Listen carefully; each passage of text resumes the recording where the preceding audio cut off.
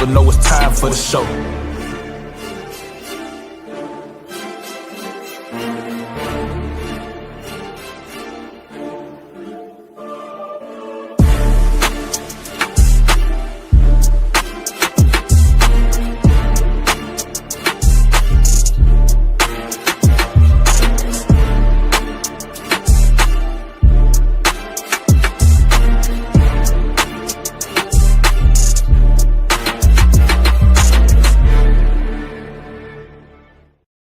Bills Mafia, what's going on? Welcome into your Saturday night destination for all things Buffalo Bills. I am your host, Dave Myers, along with my guy, 𝐾𝐨𝐧'𝐭, who I think he's looking at the World Series, Game 7 on his phone.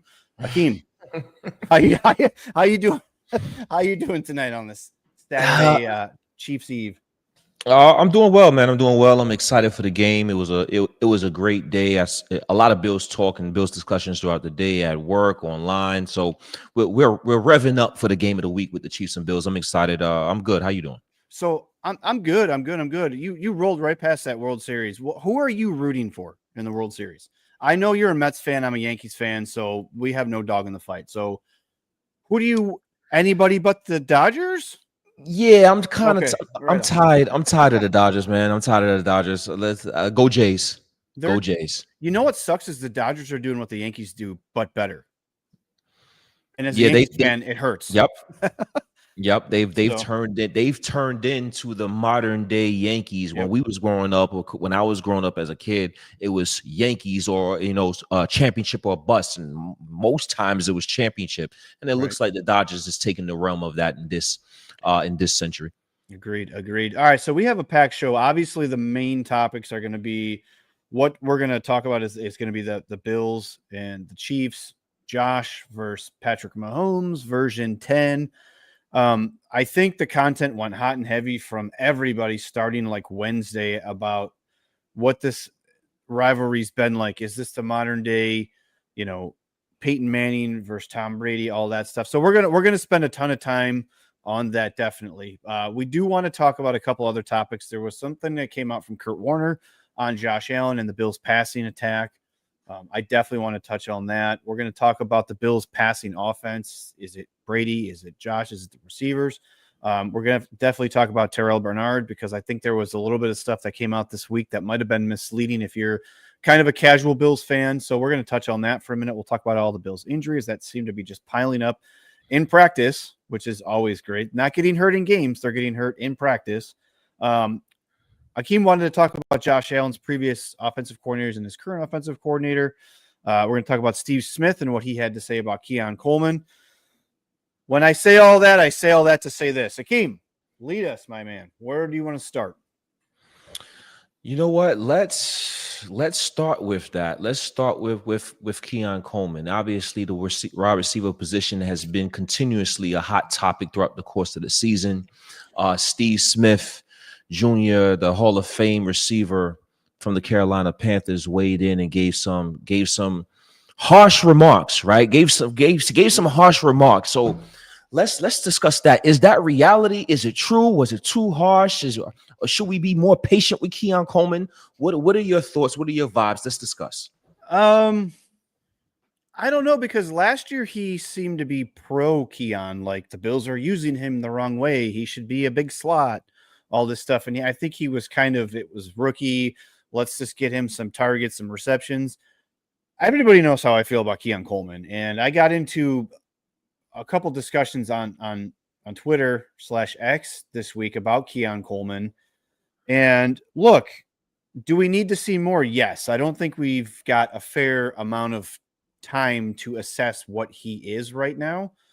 Do I think the Bills are forcing the ball to him? Yes, I absolutely think that the Bills aren't utilizing him in a proper manner. But he's a second-round pick, the 33rd overall, on a championship caliber Super Bowl aspirations team with an MVP quarterback. So is this Josh Allen's not looking in Keon's direction enough, or when he is, he's looking at him when he's covered and he's just trying to force it in there? Is Joe Brady trying to, because he knows there's the pressure of we have to use Keon because he was a second round pick? Is it Joe Brady doesn't know how to use him properly? Is it Keon's not built right for this offense? Like, we've talked about Keon, I feel like 1,000 times, Akeem. You and me have talked about what he is, what he isn't. And I feel like how the Bills are using him is what he isn't, right? I feel like there needs to be some schemes to get Keon in space. However you want to do that, however you want to scheme that up and call the plays, whatever you want to do, get Keon in space, because we saw last year, a couple games, he broke some big run after catch passes. And I feel like he can do that. I don't think that he's just the sideline back shoulder 50-50 guy. I think there's more to Keon, but that's all he's being targeted. It seems like they're just forcing throws to him that are very low percentage throws. And again, this could go down a rabbit hole of a lot of stuff to talk about Keon Coleman, because we were sold on the big body. We were sold on the physicality. We were sold on the red zone presence. We were sold on how high he can jump when he plays basketball. We were sold on all this stuff, but yet that's not what they're asking him to do. Does that make sense? Like, I'm okay with Keon not getting targets in between the 20s. I'm okay with that. Once you get into the red zone, he should be a focal point of your offense, right? He should be a guy that you're going to throw some back shoulder balls to in the end zone, where it's either Keon gets it or it's an incomplete pass, because that worked a couple times last year. I don't know what happened to the Keon Coleman from week 1, when he seemed to be just kind of doing a lot of the stuff that he's not doing now. I watched the game against the Panthers on the L22, and you can see Keon's open right over the middle, and Josh decided to force a 3-yard pass to Jackson Hawes, who was blanketed on the sideline, and it was kind of baffling to me. So I don't know. What's your take? I think, I've put out several videos on Keon, and I don't know, like, these comments here I've seen on social media. A lot of people say, "Oh, Keon Coleman legacy game incoming," because they think he's going to be pissed off from all these comments from Steve Smith and this other stuff. And he hears the criticism, but I feel like we've been waiting for that all season, and it's just not there. Week 1, yes, it was nice. But what's your take? What's your thoughts, your analysis on all this? Oh, you're muted. It's tough, right? Because you see rookies on other teams, or you see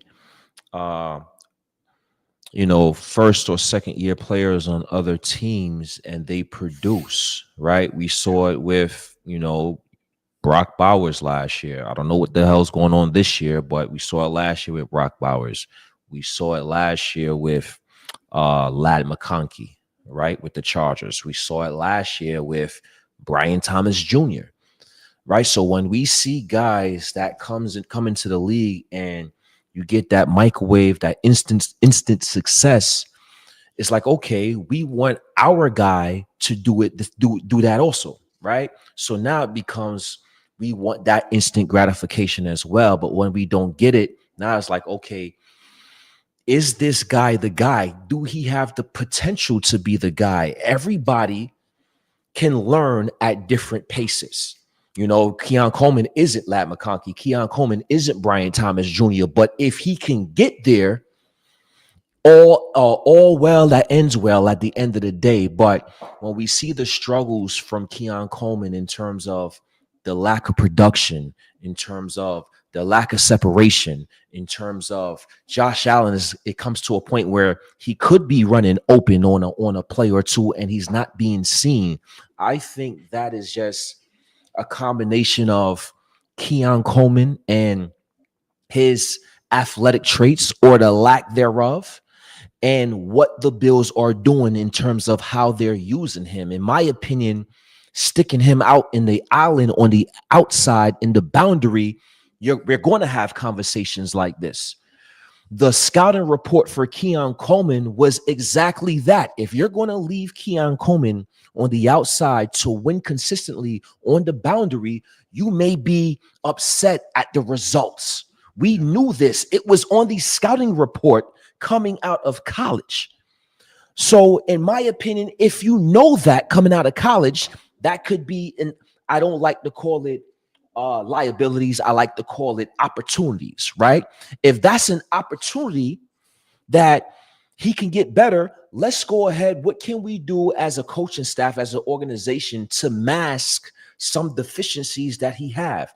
Can he play in the slot position a little more? Absolutely. He's only playing it in 10% of his snaps. Can he move around a little bit more in terms of getting some space, giving him some space to take advantage of mismatch, go in motion to take advantage of, okay, is this a zone or is this man? Put him in space so he doesn't get beat and doesn't stop and get jammed. And now all of a sudden his route is done, right? I think the Buffalo Bills can do more in terms of getting Keon Coleman open looks and open availability to make plays. Joe Morton, the offensive coordinator from the Detroit Lions, they asked him about Jameson Williams, who just got paid a 3-year, $80 million contract.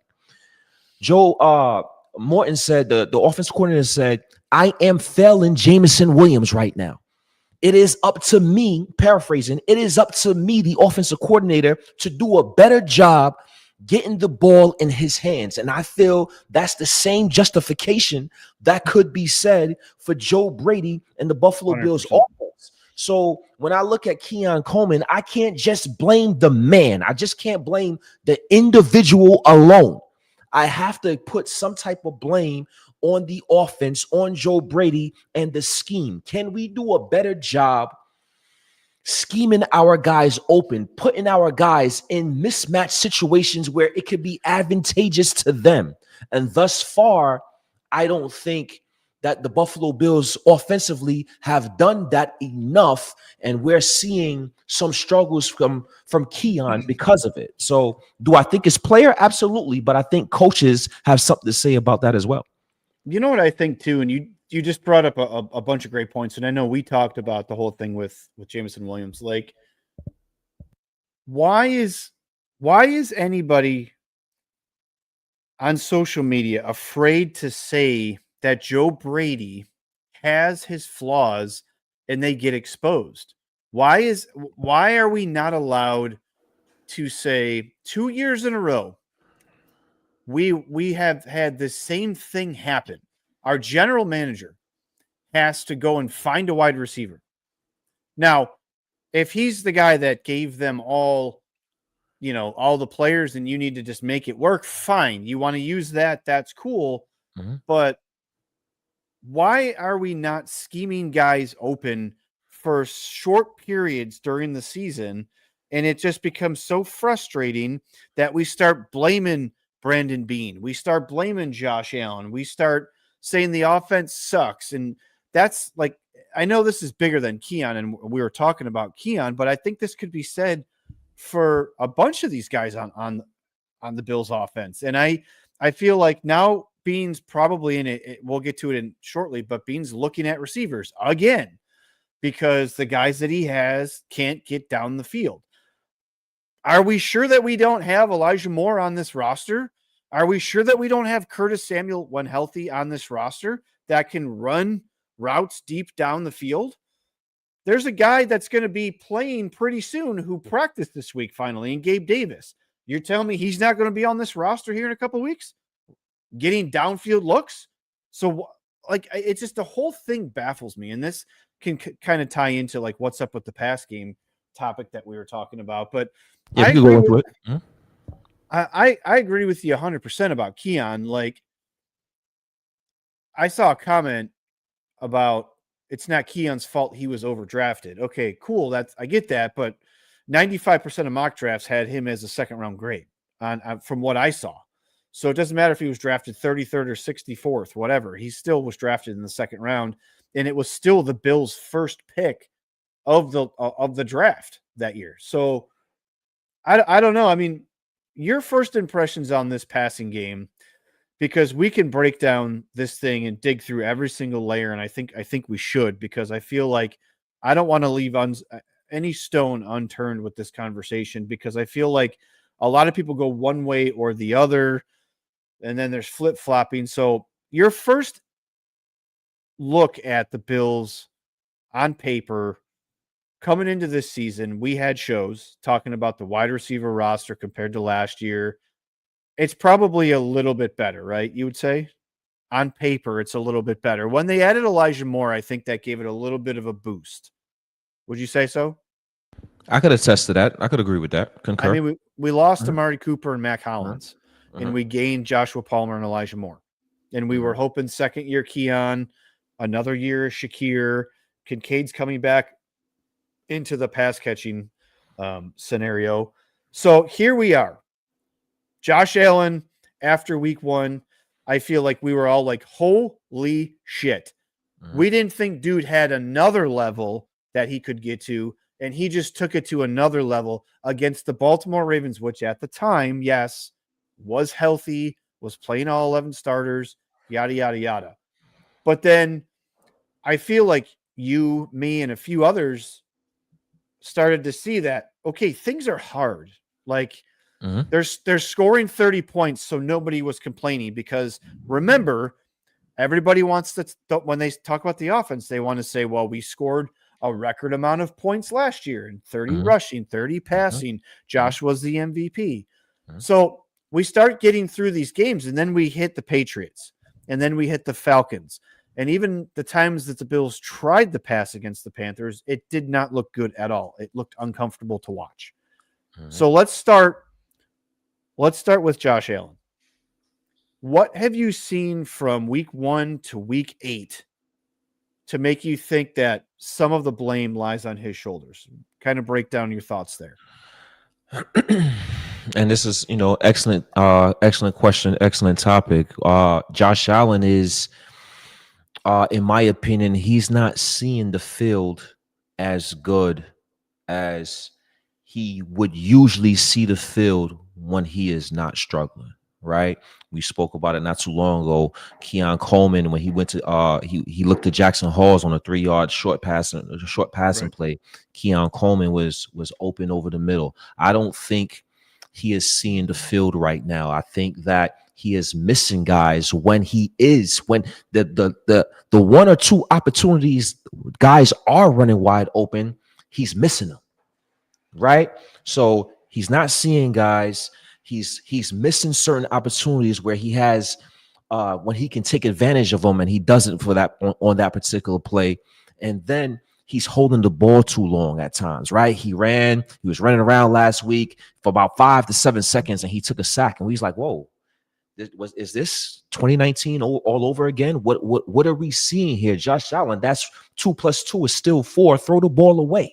Right. So I think he is struggling with the basic fundamentals of the quarterback position right now. And it's I say basic fundamentals like it's easy. It's still hard, but we've seen Josh Allen replicate the success so much that becomes now the expectation. Right. So I do feel that Josh Allen is struggling and he needs to find himself. I do believe while there are players playing and we're seeing these $1 million players on the field, and of course they have to get blamed and they have to be talked about. But again, and people may disagree with this, I'm going to go ahead and revert everything back to coaching and schematics once again. Now, I'm not saying Josh Allen can do no wrong. He absolutely can, and he did, right? But I do believe football coaching and the offensive schematics is a sum of moving parts, right? I believe that when things are going well, there are certain parts that create and whole that makes the engine run. And when things are not going well, I believe it's the same thing. I believe it's a trickle effect that's happening with the Buffalo Bills in terms of when they have success or when they struggle. The Buffalo Bills, they're not separating. The receivers are not separating, right? Now, all of a sudden, the Josh Allen is taking more sacks than he has in a year in terms of comparing this year to last year. So the receivers are not getting separation. I believe he's taking sacks. I think the scheme is real simplistic. Guys are not getting open. And I think now with the defense not playing as well as they should, not taking the ball away, I think that puts more pressure on the offense in Josh Allen. I think that puts more pressure on him to make plays and force throws. I think that puts more pressure on Josh Allen to play hero ball. And when you have to put more pressure on him, I think he misses things. And I think that's what's going on right now with the Buffalo Bills. Josh Allen and that offense is struggling as an offense. I think it starts with the foundation and that scheme. And since the scheme isn't going right, we're seeing certain parts start to break down. So again, I label this, I don't know if y'all can see it up here, I label this as the Joe Brady game. I think Joe Brady has to be, and you know, I've heard it from media outlets and pundits as well, but I believe this is a game where Joe Brady has to throw the ball, has to be schematically unpredictable at times, and he's going to have to do a better job of scheming guys open so guys can get back their confidence to play the football that we're accustomed to seeing our Buffalo Bills play. So in my opinion, yes, is Josh Allen struggling? Absolutely. But I think it's a trickle effect from the foundation being susceptible right now in the Buffalo Bills offense.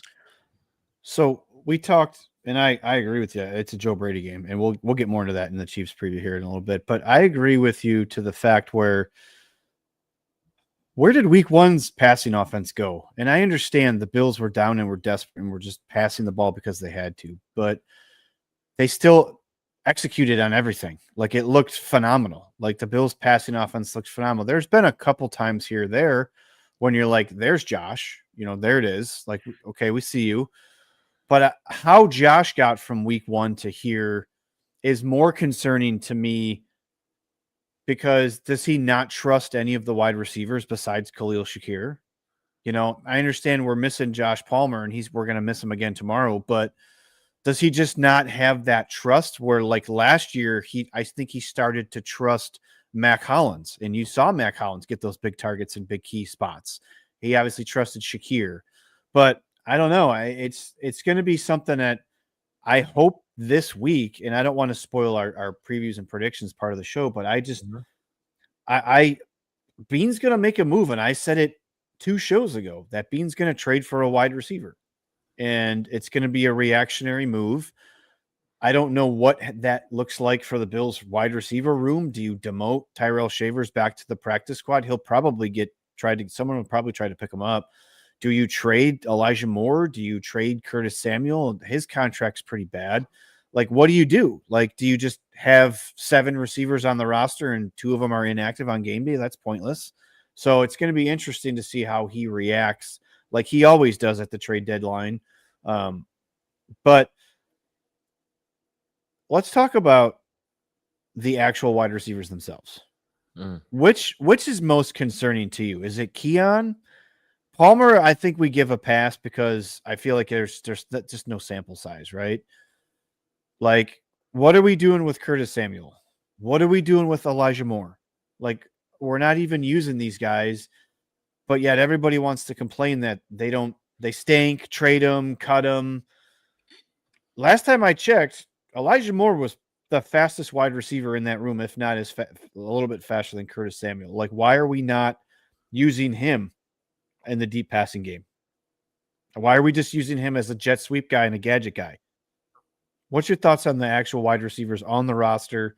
We talked about Keon, so who's next up? Like, what's the most concerning about what these guys aren't doing on the field? Man, it's tough to say. You got Keon Coleman, you got Eli Moore, you got Curtis Samuel.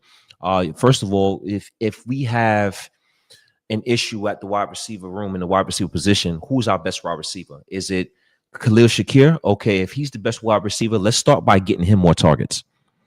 Well, guess what? It's quite possible, right, that the best receiver on the Buffalo Bills may not even be a receiver. Right. It may be 𝐬𝐮𝐞 may be the best pass catcher that the Buffalo Bills have in that on the offensive side of the ball. Why not get him the ball more? Why not feature him more? The guys that we think are the best on the team should be featured more, in my opinion. We have to It's now this everything everybody eats philosophy is great, right? It's great in terms of, it keeps the camaraderie on the football team. When guys catch 5 balls 1 week and don't catch the next one for the next 5 balls for the next 3 weeks, they're not going to argue, right? It keeps the animosity down that everybody eats. But it's time for people to start to eat more, and if people have to eat less, so be it. Because right now everybody's not eating. Everybody eats snacks. Everybody's eating snacks. Everybody's low on nutrients right now, right? So I think we just have to do a better job. Again, the Buffalo Bills, when you look at the receivers on paper, is it the greatest receivers in the world? No, absolutely not. But these receivers can get open. They can get open, in my opinion, more than we've seen them get open in the past several weeks. And again, I'm going to go ahead and I'm going to shift that right back to coaching. When Joe Brady, it's tough to criticize an offensive coordinator when he had his quarterback win MVP the season prior, right? So I think that is a big thing to in people's eyes. It's hard to say, hey, you want to fire Joe Brady? We just had our quarterback win the MVP, but now is like, what's the next step, right? You have now a year of film on you. Ken Dorsey was excellent his first year as well. Ken Dorsey first year, the Buffalo Bills went 13-3. Ken Dorsey's first year as an offensive coordinator. The second year, Ken Dorsey started to struggle. The second year, Ken Dorsey could not readjust to the adjustments made on him. Ken Dorsey done put a year's worth of film on tape for the opposition to see. And now that they got a clearer picture of what the offense the Buffalo Bills are running, he failed to make the necessary adjustments, and that got him fired. It's starting to tread like that with Joe Brady. He had a lot of success the year before. You put a lot of film on tape. You come back this year, and now you're struggling, and people want to know why we're struggling. He's struggling because he hasn't readjusted to the adjustments that was made on him. And now we're wondering if Joe Brady can do that, right? And if he can't do that, this is a bigger reason why now we need a receiver. We need a Rashid Shaheed or Chris Olave or AJ Brown or Brian Thomas Jr. We need individual talent to supersede the scheme or the lack of scheme that the Buffalo Bills put out on the offensive side to display. And I think that's where we at with the Buffalo Bills on offense. And I think it's up to Joe Brady now to say, hey, well, what can I do? How can I be better as a play caller? How can I readjust to the adjustments that was made on me? And I have to do a better job doing that. Let's not be naive and say, hey, we scored 30 points against the Baltimore Ravens. The first couple of weeks, everybody scored 30 points against the Baltimore Ravens. So I can't even give Josh Allen and 𝐾𝐭 credit. I can't give them a shitload of credit for that because I seen it for the first month that everybody was scoring on Baltimore. So if I'm going to give Buffalo credit, I give credit for them to remain status quo, doing what other teams did. But we have to elevate this on the offensive side of the ball, specifically the passing game. And I think, again, that's a direct effect on Coach Joe Brady. So I agree with everything you said because you and me share a brain and we agree way more than we should. It's just it's not healthy. Let's take it one step further. And I know nobody wants to have this conversation because we're gearing up for Chiefs week and it's week 9 and it's a huge deal. All these receivers that are here, I could say minus Khalil Shakir because he was drafted for Ken Dorsey, but all of these pass catchers were brought in for Joe Brady. I feel like Kincaid included. These are all Joe Brady guys. These are all everybody eats guys. Am I wrong? Are any of these guys bona fide number ones that will beat you downfield consistently year in and year out? No, they're not. They're guys that will work the underneath. Joshua Palmer can get separation. Keon's a big body that you can use in the red zone. Shakir's a slot. Kincaid's a slot. Shakir is, or Curtis Samuel is just a gadget guy. Elijah Moore is a gadget guy. Why is he going to go get Brian Thomas Jr.? He's not. He's not going to do it. He's not going to overpay and go get him. He's not going to overpay and get A.J. Brown. He's not going to do that while Joe Brady is calling plays. He's going to go get Jakobi Meyers or one of these other guys that is a fringe wide receiver 2 at best on most teams, unless it's an extremely bad team that has no talent. Don't get me wrong.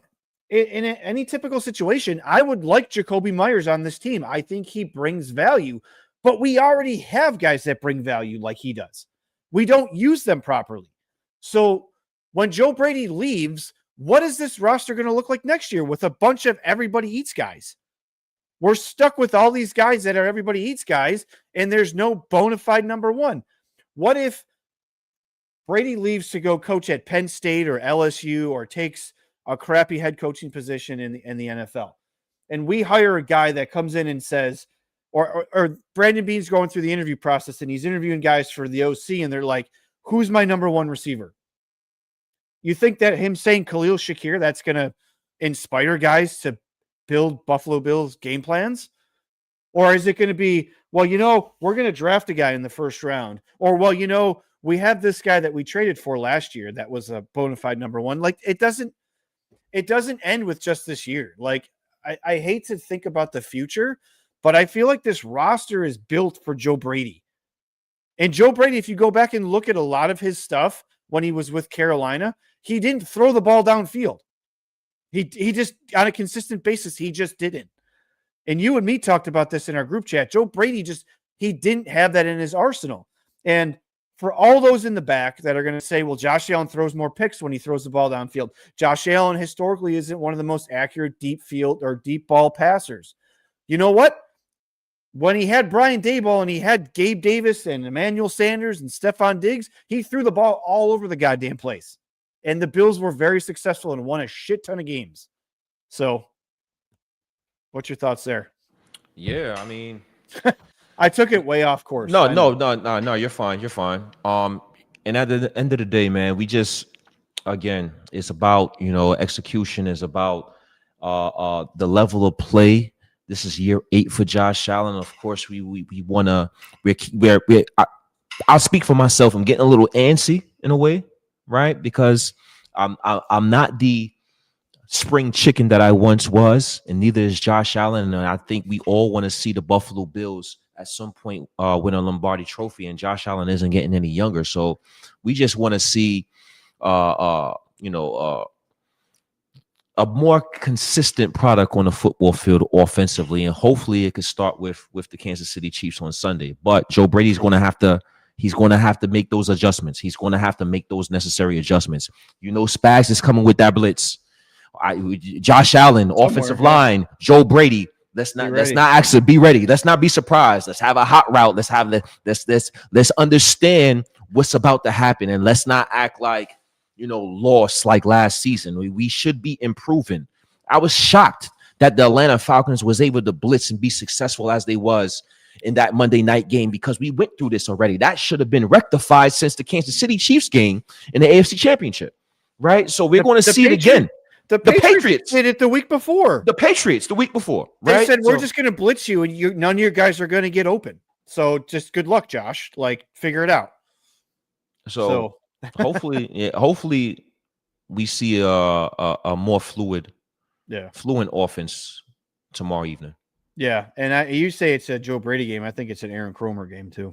It's got to be an Aaron Kromer game. Like, what have you been practicing with these guys on the offensive line throughout the week to prepare you for shit that you're not used to seeing? Like, are we going to run 6 linemen like we did a ton last year and was super successful, and it worked a lot against Kansas City? James Cook had a good game against Kansas City last year in the regular season. So that's another thing. I want to bring this up. I mentioned it to you before we came live, and I didn't tell you about these stats. I don't know if anybody's seen these going around. First 7 games for Josh Allen, 2024, which we all know his MVP season. All right. The Bills were 5-2, right? Josh Allen's completion percentage was 63%. He completed 119 passes, 1,483 pass yards, 12 passing touchdowns, no interceptions, 211 yards per game, and he had 3 rushing touchdowns. And obviously, like I said, the Bills were 5-2, and they scored 199 points through 7 games last year. 2025 Buffalo Bills, where we're at right now. Bills are 5-2. Josh Allen's completion percentage 68%, so it's better than last year. He's completed 134 passes, which is 15 more than last year. 1,560 pass yards, which is almost 80 more than last year. 12 touchdown passes, exactly the same. Yes, he's got 4 more interceptions, but he's passing for 232 yards per game, which is more than last year. He has 5 rushing touchdowns, which is 2 more than last year. And the Bills have scored 207 points as opposed to 199 last year through 5 games. So we had those lulls in there where the Texans game didn't look good. He was 9 for 30, and then they couldn't absolutely do anything against the Ravens. But the Bills have scored more points than they did last year. So this is going to be for all those in the back saying, well, the Bills are scoring points. Why are we getting on Josh Allen? We have James Cook. Why are we getting on Josh Allen? It's all about it's the eye test, right? And stats can be stats. Stats can be misleading. Do his stats look better than last year? Sure, minus the 4 interceptions. But what we've been seeing for the last month is not prototypical Josh Allen. So that's why I wanted to add those in there.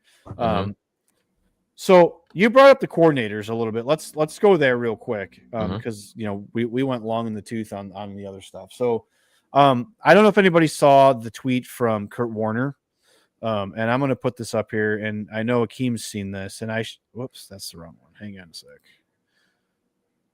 No, we're all over the place now. All right, so this is the tweet from Kurt Warner, and he's talking about, I've mentioned many times that I won the MVP. And I threw 22 interceptions. 22. So if you just looked at my mistakes, I should have been benched a few times. He goes on to say 22 interceptions is what, 1.5 mistakes a game? What player doesn't make at least 3 mistakes a game? The perspective is everything. And what he's alluding to here is the fact that a lot of Bills fans are talking about the Brian Daboll, Josh Allen. I brought it up just a few minutes ago. A lot of people are talking about the Ken Dorsey, Josh Allen, with all the turnovers. Remember the year when he threw 3 on 9/11 to open against the Jets? And then a lot of people are talking about, well, he didn't do that for Joe Brady. So you pose the question, which coordinator that he's had has been the best? I guess, which one would you consider the best between Brian Daboll, Ken Dorsey, and Joe Brady? And you could phrase that and express why you feel one way or the other, or just rank all 3, however you want to do it. Man, that's and I'm the person that came up with the question, but it's a tough one. It's definitely a tough one. I really see what Joe Brady has done is he changed the trajectory in the turnover department for Josh Allen and the Buffalo Bills as an offense. And I believe that they were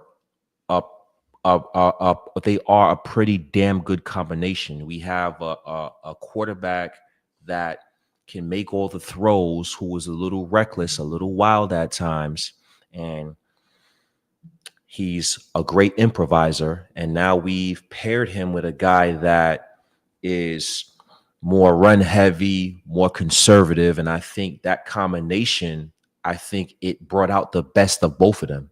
I think Josh Allen being Josh Allen and his ability to improvise is what made Joe Brady's offense probably look a lot better than it actually is. And I believe Joe Brady offense implementing that Josh Allen take the check down, take the safe route, be conservative at times. I think that was something necessary in Josh Allen's game that he needed for his career as well. So I really like the marriage between Joe Brady and Josh Allen, because now I think whether or not Joe Brady's on the Buffalo Bills for a long period of time or not, Josh Allen is going to be more cautious in terms of taking care of the football. With that being said, I think Brian Daboll was the best offensive coordinator for Josh Allen. There's no perfect coordinator, but what he was able to do, he held him accountable, right? He wasn't like Ken Dorsey and Joe Brady is more like, it feels more like they are the coaches, but they're more boys with Josh Allen, right? Brian Daboll wasn't Josh Allen's boy. Yeah. he wasn't his boy. You messing up, you throwing a pick, he's going to get in your ass. He's going to get in your face. He's going to hold him accountable. And I think that is what Josh Allen needed. And the overall nuance of the game, of the offense, in my opinion, with Josh Allen, in terms of throwing the ball deep, throwing the ball short, just the complete game. Was there some things that Brian Daboll could have did better? Absolutely. Could have checked down more, probably could have run the ball more, could have had more identity of running the football. But overall, man, I really like the combination with Josh Allen and Brian Daboll. I think that offense was the most potent, most dangerous offense, right? This offense with the Buffalo Bills now is like, okay, they may score 30, but it's going to be a lot of, 7, 8, 9, 10 drive plays, right? Where Brian Daboll, he could hit you with an 8, 9, 10 play drive, or he could hit you with one or two hit a quitter. And I think that was the best offense for the Buffalo Bills. And I would love to get back to some of that. Yeah, I agree. I think that's why a lot of fans, they complain because the Bills offense is kind of boring, and you have a Ferrari that you're just not putting gas. You're not putting gas into and putting the pedal to the metal. To me, it's Brian Daboll, because if you watch what Josh Allen did in the postseason against New England and Kansas City that year, that was arguably one of the best postseason performances by any quarterback ever. And it's not a homer take. It's statistically proven. And if you watch those games, he was in complete control of that offense. And I know from where he came in 2018 to when Brian Daboll got him, and then when Brian Daboll left, Josh Allen was a completely different quarterback. Now, it's not fair to an extent because of the players on the roster for Brian Daboll compared to what Joe Brady has. I feel like it's apples and oranges because you have Stephon Diggs and a Gabe Davis and Emmanuel Sanders and a Cole Beasley and a John Brown. So, but yeah, to me, but this is what Brady wanted, right? This is kind of what Brady wanted. Bro, don't get me started. We could talk all day about Joe Brady. So let's move on. Let's move on, shall we? Let's agree to move on. Let's talk about Terrell Bernard, because I think there was a lot of misinformation that was spread around social media this week, and I feel like Sean McDermott didn't want to play Terrell Bernard for two reasons. One, I don't think he was fully healthy, but they didn't want to have to bring somebody else from the practice squad. And two, it was the Carolina Panthers, and I'm pretty sure if that game was a game, he probably would have put Bernard in at some point. But it was out of hand early, and a lot of this stuff going around social media is, was he benched, like, for Shaq Thompson, like trying to create all this nonsense. Because Shaq Thompson's been playing great. I've been saying it for 2 months now that he's been playing great. It started small, and then the last couple games he's really played great. Now, unfortunately, he's injured. But what's your thoughts on the Terrell Bernard being benched, injured, active but inactive? What's your take on all that? I think it was more of the lines. Now, has he played great this season? I don't think so. I think he had some flash in the pan kind of plays. The Tua interception, certain plays like that. Quick question for you: what was his best season? His best season was 2023. Who called plays? Okay, carry on. That is and that is my point right there. I think with Sean McDermott calling plays in 2023, and I think. And I talk about this a lot because I think it's necessary. I think that, of course, we are going to be looking at the individual football player, and we're going to be looking at, what we see on the football field. But I think it's always layers to conversations, right? And I think when you add the perspective of who is calling plays, I think it matters for the Buffalo Bills and Terrell Bernard. 2023, when Sean McDermott was calling plays, Terrell Bernard was all over the field. He had 143 combined tackles. Yep. He had 9 quarterback hits. He had 6.5 sacks, 5 passes defended, 10 tackles for loss, 3 fumble recoveries, and 3 picks. He had a full entire stat sheet. And that was because of the aggressive style of defense and play calling from Sean McDermott that let him be the guy to be all over the field and make these plays. He showcased a level of play where this guy can do it all. And now the last couple of years, it seems as if, Terrell Bernard, he doesn't look like the same player. Terrell Bernard, he's taking a step back. I think a lot of that taking a step back now, it's the same scheme, right? It's Sean McDermott and Bobby Babish. It's the same 4-3 cover 3 scheme, but the play caller is different. And when the play caller is different, it matters. You have to take that into account. So I'm interested to see the game tomorrow night and how the defense plays, because last week it looks like the first week where Sean McDermott he was doing one of these and he was talking. It was like, oh shit, that's it. Mm-hmm. That is it. Exciting He's calling plays. He is calling plays. So I want to see the linebacker play, the defensive play tomorrow. I think obviously is a great test with Patrick Mahomes in Kansas City coming to town. Blitz his ass. I would love. I'm interested to see. I'm interested to see how Terrell Bernard and the linebackers and the rest of the defense play tomorrow night if Sean McDermott is calling some of these plays. So we'll see.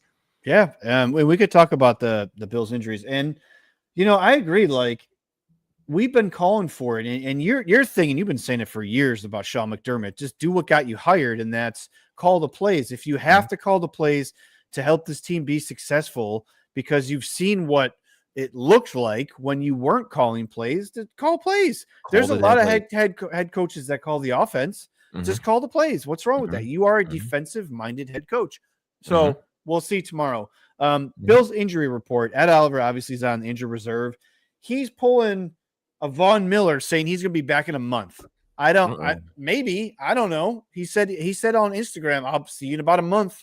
So I don't know. We'll see. But he's on the IR. Shaq Thompson got injured in practice, and he's going to be out this week. He's already been ruled out. Taron Johnson got injured in practice, so he's questionable. So they elevated Dane Jackson, which leads me to believe they're going to maybe slide another corner over into Taron's spot, because Cam Lewis is a freaking liability trying to go up against Travis Kelce. Let me tell you right now. Josh Palmer's out and Daquan Jones is out. So who's back? Okay, let's start there. Matt Milano is fully healthy. He's playing this week. He was taken off the injury report Friday. There's no designation. Terrell Bernard was ready to go last week. There was no injuries, no hiccups this week. He's ready to go. So Dalton Kincaid, he's ready to go. So it looks like we get some, we take some away. We get some, we take some away. It's just, you mentioned the linebackers, and I feel like this would have been a great game for Shaq Thompson, even with having Matt Milano be 100%.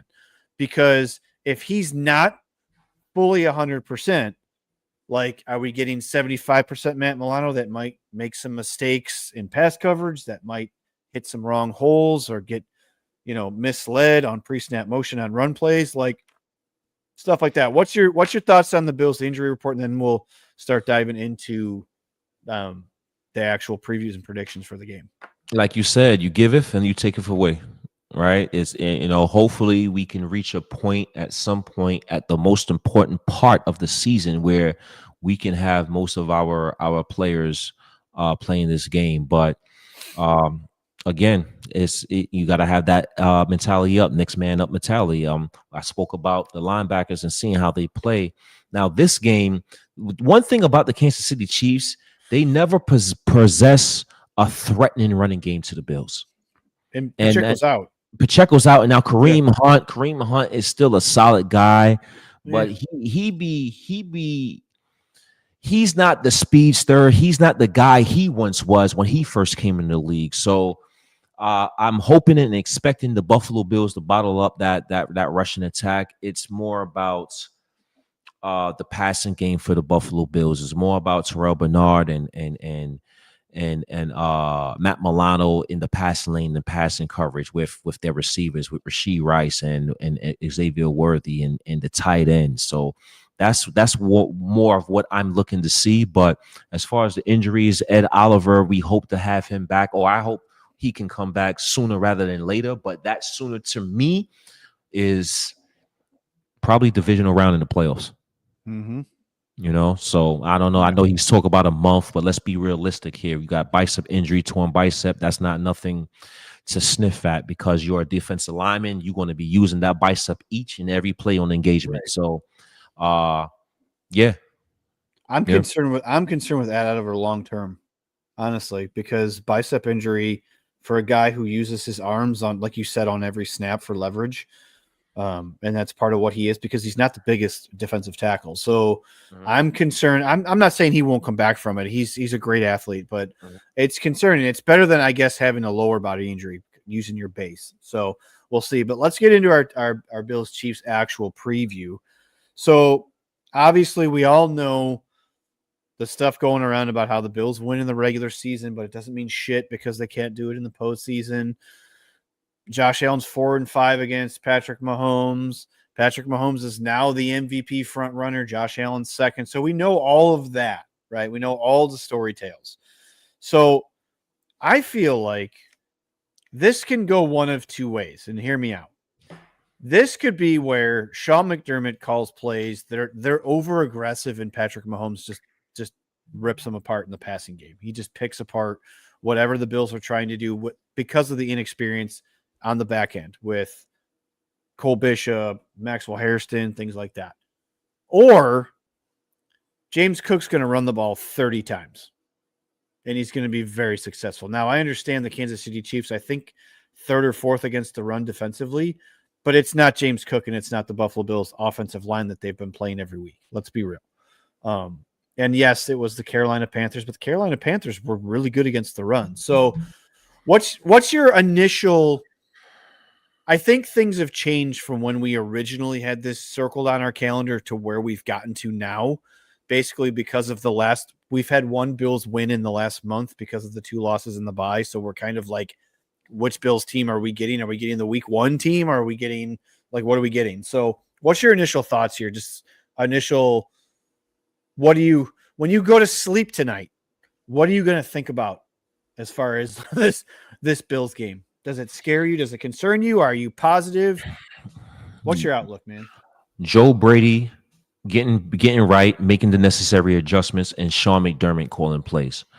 That's what I'm holding out hope for, and I have confidence in. If McDermott's not calling plays and Joe Brady's not making that adjustment, I don't think it bodes well for the Buffalo Bills. But I think those two things are actually going to happen. So because of that, I'm excited to see, how the Buffalo Bills in this season when things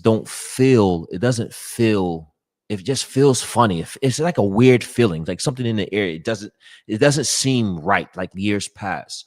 But I'm definitely excited to see how they perform, knowing that we have that feeling for the Buffalo Bills. But at the same time, I do have some concerns.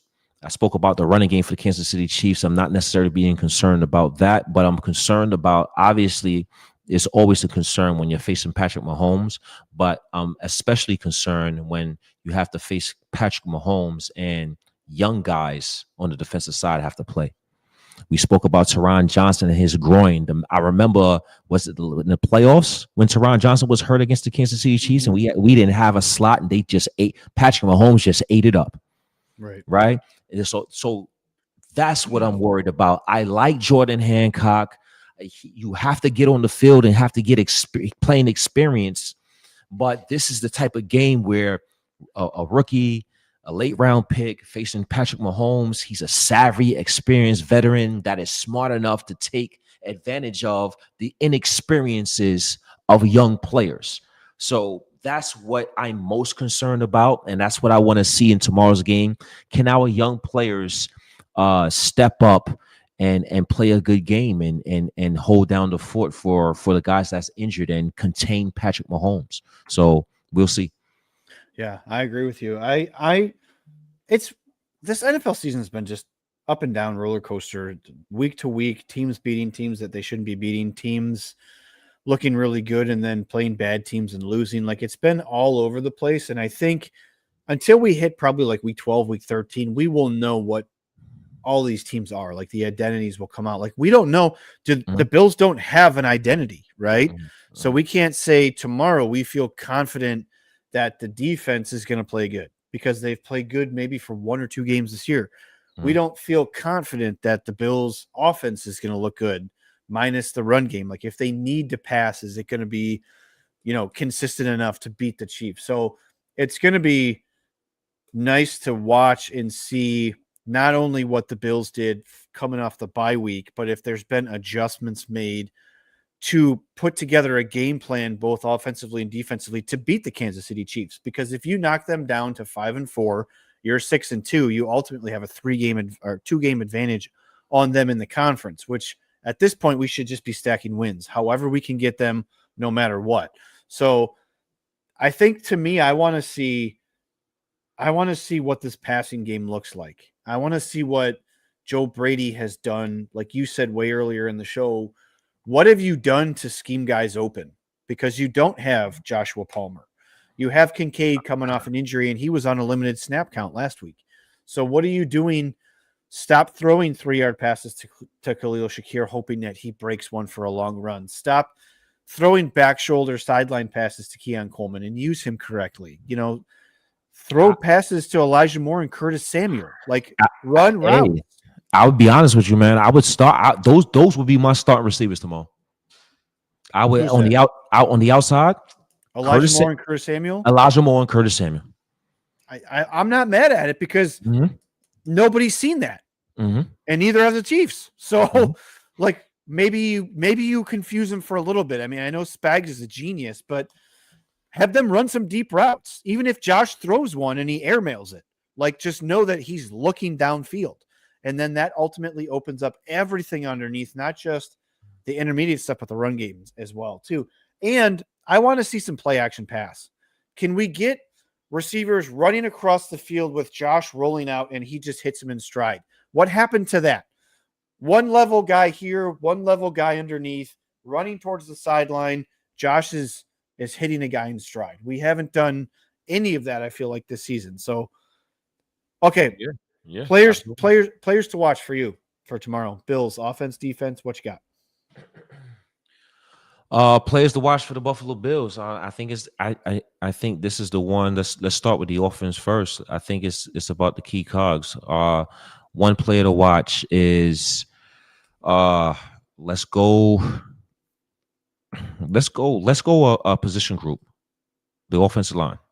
Okay, I like it. Chris Jones hasn't been playing his best football lately, but he gets up in these type of games. We have to contain Chris Jones. We can't let Chris Jones ruin the game, wreck the game, sack Josh Allen, make Josh Allen fumble. We can't have those type of miscues for the Buffalo Bills. Lately, we've been turning the ball over some more than we accustomed to doing the last couple of years. Offensive line has gave up more sacks this year than last year. Let's get back to protecting Josh Allen and doing what we have to do necessary to stay ahead of the sticks. So I'm looking at the offensive line first and foremost. Let's contain that Kansas City defensive front. I think the Kansas City Chiefs, once again, they're starting to play well now on the offensive side of the ball. But in the beginning, I think that the defense has definitely carried them. Last couple of years, you can make an argument that the Kansas City defense has been just as good, if not better, than their offense. So let's keep them at bay, starting with the offensive line tomorrow and containing Chris Jones and the rest of that Kansas City defensive front. I like it. I'm going to say that the one that probably everybody would say, but Josh Allen. I need to see week 1 Josh Allen. It's been too long to where we've seen him take over a game. Now, we don't want him doing that every week, obviously. He has help now with James Cook, who is arguably becoming a top 3 running back. But I want to see him be in command tomorrow, whatever that looks like, adjusting plays at the line, using motion, getting the right reads, the right passes out, whatever it is. I still feel, after what we said about the wide receivers all show, I still feel like when you have Josh Allen, you can still be extremely successful if you scheme the plays right and Josh is on his game. That's what we need to see tomorrow, because next week, we got the Dolphins. So get this big win, get an emotional, high for this week. The offense is back. Josh looks good. I don't give a shit. If I'm being honest, I don't care about the MVP conversation. I don't care about any of that stuff. I just want to see Josh be efficient, and that means the team's being successful on offense. So dial up stuff that is easy for him. First and foremost, design runs against the Chiefs. They do it every year. Do it again. Like, let him get some sweeps and get hit, get in the game, shake the jitters off, whatever. I need to see Josh Allen, like, I don't want to say beast mode because that's cliche, but I want to see Josh Allen go Josh Allen and do Josh Allen things tomorrow. I'm not saying he's got to throw for 350 and 5 touchdowns, but I want to see the nice touch on passes. I want to see him in control of the offense and making smart decisions. That's what I want to see. So what about defensively? You got a guy that you think needs to step up for the Bills tomorrow? Oh man, I know that's a loaded question. Yeah, no, and it's fine. It's fine. One guy that has to step up tomorrow, Maxwell Harrison. I think Maxwell Harrison is a guy that obviously we needed. Our first round pick. I think he showed some promise last week. He wasn't. He didn't look like he didn't belong.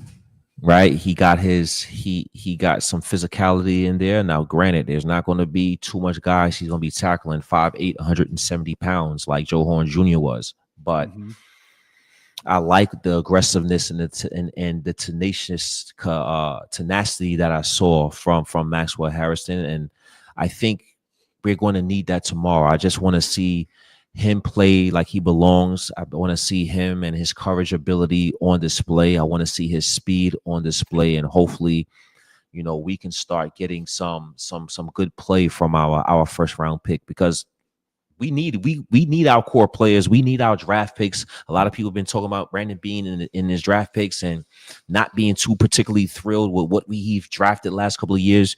We need Maxwell Harrison to be the guy, and hopefully he can start showing that and ramping it up tomorrow. So I'm looking at Maxwell Harrison. I like it. I do want to see Michael Hoyt. I love that comment. I want to see him. He's not my guy. My guy is, we talked about him already, Terrell Bernard. Show me something. I feel like I've said this on 3 or 4 different shows. Show me something, please. Like, you got paid this offseason after we all questioned why you were chosen to be the heir apparent to Tremaine Edmonds. And then you proved us all wrong, and you played exceptional in 2023. And then last year you played pretty good. And this year I haven't seen it. I'm sorry. I understand maybe you've been a little dinged up. It's hard to play without your running mate, Matt Milano, yada, yada, yada, yada, yada. I need to see something from you. And that's why I'm hoping that with McDermott calling plays tomorrow, it's going to be more aggressive. I feel like when Bernard is playing very aggressive, I feel like that's when he's at his best. Like, he's all over the field making plays. He's in on everything. So that's what I want to see. I do agree with you on Maxwell Harrison. How much of an increase in snaps is he going to get over what he got? I think he played 30 snaps last week, and I think only 12 of those were pass snaps. So I want to see more. And obviously everybody's going to talk about Maxwell Harrison versus Xavier Worthy and that whole speed versus speed matchup and stuff like that. So it's going to be super interesting. All right. What are the Bills' keys to the game on offense, defense, however you want to do it? You could do offense, I can do defense, vice versa, whatever you want to do. Or you can do both, whatever you want. Okay. I'll name a key. I'll name a key, whether that's offense or defense, and you name the opposite. Okay, perfect. Fair enough. Perfect. All right. Stop Ray Rice. Stop Ray Rice. Oh, yes. I'm not Ray Rice. Rashee Rice. Rashee Rice. You got to contain that kid. That kid is the number one option for the Kansas City Chiefs. He lines up in the slot. They pepper him the ball a lot. They look to get him the ball, and their offense, ever since he's come back from his 6-game suspension, has went up another level, has went up another notch. I think he is the primary weapon, superseding the Travis Kelce in the Kansas City Chiefs offense, and I think it starts with him. So that's why I was a little bummed out with Taron Johnson and that groin coming up. And Jordan Hancock is, I like Jordan Hancock, I like Cam Lewis, but those are not my ideal guys that I would want facing or Rashee Rice. So though that guy, let's find a way to contain him and not let him wreck the game. Fun fact: the Chiefs are 1-3 when they score 18 points or less. So, no, I'm sorry, they're 1-3 when teams score more than 18 points. I forget the stat. I've seen it though. I know you saw. I screwed it up. I lost it. I lost it. Either way. So to me, I'm concerned with Travis Kelce. So I do kind of want to see, like you said, now, and I'll go back. I'll go to the offensive side here in a second. I'm concerned about Travis Kelce. He always seems to have big games against the Bills, and without Taron Johnson, that, like you said, that's super concerning. So we got to have Terrell Bernard and Matt Milano. So, offensively, show me something, Keon Coleman. Something, please. Joshua Palmer's not there, and Gabe Davis is waiting to take your snaps. Don't force feed Keon. Let him do what he does and do it where he's in the red zone. Do it when it makes sense. Don't force him these sideline routes. And when I see him going up for a pass and he's getting punked by a 5'9" corner, like, it doesn't make any sense to me. So I want to see Keon get some easy targets, maybe that helps early, and get him going. So I don't know. I think the key to the game for me is, like I said earlier, is Josh Allen, right? I said that earlier. So I mean, I don't want to piggyback on that too much, but James Cook, like, he's arguably becoming the second best, if not the first best running back in the NFL. It's arguable behind Jonathan Taylor. So what's your thoughts? Do you have any other thoughts? Offense, defense, players to watch, stuff like that, and then we'll get into bold predictions. Oh man, offensively, I think again, we got to get the ball to Kincaid, man. We got to find, in my opinion, Kincaid. Yes. Our big three besides Josh Allen is Cook, Kincaid, Shakir. Right. Those are the guys we should be featuring on offense and trying to get the ball to an offense, and then let everything else open up after that. Let's run the ball, keep our identity, run the ball, run some play actions out after that. That was a great deep pass to Joshua Palmer in the beginning of the game, but again, it was the beginning of the game. It was scripted, right? I give him credit for executing it, but that's something that I would love to see throughout the course of the game. Right, run the play action after have some success. Even the screen game. Let's utilize our running backs a little bit, man. Right. I seen a statistic earlier today that 𝐾𝐨 the fullback from the San Francisco 49ers, was it more receiving yards or more receptions than James Cook? That's absurd. I think he has more targets. I think it's absurd. That is absurd. He's being more productive than James Cook in the passing game. That is absurd. Regardless. That is absurd to me. So yes, I would love to feature our running backs, Johnson as well, right? Where's Johnson? We signed him on a 2-year, $5 million contract, and it's like he's non-existent this year. I said on Tuesday or Monday when I was on with Peter DiBiase, I said maybe this is when they start doing that shit, because we didn't see any of that up until the Lions game, right? We didn't see them just throwing the ball over the field to Ty Johnson, right? We didn't see it up until that game.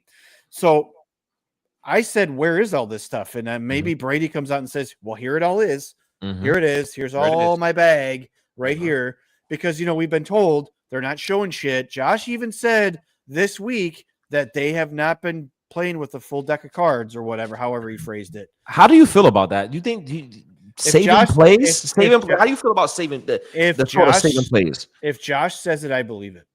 If Connor McGovern said it a month ago, I didn't believe it. If Joe Brady said it a month ago, I really didn't believe it. If Josh Allen says we haven't shown our true offense yet, I think I believe it. But then again, maybe he's full of shit too. I don't know. But if they come out on the first drive and throw a bubble screen to Khalil Shakir and it gets 1 yard, and then the next pass is a 2-yard screen on the other side of Dalton Kincaid, I'm going to be pissed off. I'm just saying it right now. Show me something. Like you said, the first drive is scripted. That should be bing, bang, boom, boom, boom down the field. That's what it should be. because the Bills offense should be that good. So I miss 𝐾𝐨𝐧'𝐭 going in motion across the line of scrimmage, then coming back behind the running back and making and throwing that screen. I miss that play, So hopefully we see it. Hopefully we see some things that we saw last year, and maybe they are saving grace and saving some plays. We'll see. But I think we touched on all of it. You got a bold prediction? Man. I got one of my 3 right last week. I said Michael Hoyt would have a sack, so I 1 of 3. You got 1. Let's just do 1 this week. Okay. Bold prediction, not score prediction, but just a bold prediction. Yeah, offensively or defensively, Maxwell Harrison gets his pick against Patrick Mahomes. I like it. Maxwell Harrison picked this week. As much as he caught heat for saying, even though he was honest, he said, I'm going to enjoy the opportunity to be able. He didn't say I'm going to love picking them off. So I like that one. I don't know if this is a bold prediction or not, but I think that Jackson Hawes is going to have a touchdown reception in this game, just because it doesn't make any sense. And I feel like he's the guy they targeted against Baltimore. He's the guy he got a touchdown catch against the Dolphins. Like I feel like Josh trusts him, and it's kind of like payback for all the dirty shit that he does, throughout the course of the game. And I feel like he's not respected by teams' defenses for running routes, and that's why he's open. Like, it's weird. So it's a weird thing, but I feel like he's going to have a touchdown reception instead of like Knox or Kincaid, tight end wise. So 3-2. I like it. 3-2 Blue Jays, top of the 6th, and the Dodgers have a guy on first and second with 2 out. Oh, it was 3-1. They trying to make a comeback. It's going to be another 15-inning game. Yeah, it's going to be a barn burn. I'm about to go cut that on. Should be fun the rest of the way. How about this? I don't want to do game predictions anymore. I like it, please. I don't want to do it anymore because it's just ridiculous. Like, I'm not trying to predict scores, and I've been wrong more than I've been right. So, you want to take us out of here for all the lovely people that are still watching us? Absolutely. Question: how are you? I know we on air. Is he tomorrow? 7 p.m. How's that? We're gonna have to figure that out. Yeah, we'll figure it out. We'll figure that out. Absolutely. We'll see who wants to do what.